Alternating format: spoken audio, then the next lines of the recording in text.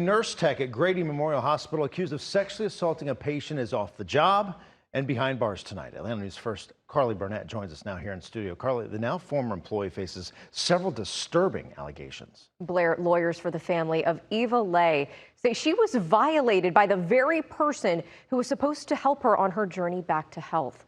Fulton County jail records show that former nurse tech Chapel Lee was booked yesterday and faces several charges, including rape and tampering with evidence. Lay's family claims while the 73-year-old was a patient, Lee brutally assaulted her in October of last year. According to the police report, Lay told the detective that Lee cleaned her after the attack. A Grady spokesperson gave us a statement tonight saying, quote, "When we were made aware of this allegation, we immediately reported it to law enforcement and cooperated fully with their investigation. We were told that APD found no physical evidence to substantiate this claim. The individual involved has now been arrested, and this remains an active police matter. We defer to law enforcement on any other information they wish to officially release," end quote.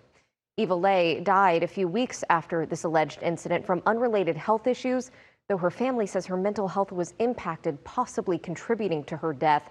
They're still moving forward with a lawsuit against the hospital for negligence and failure to provide adequate security.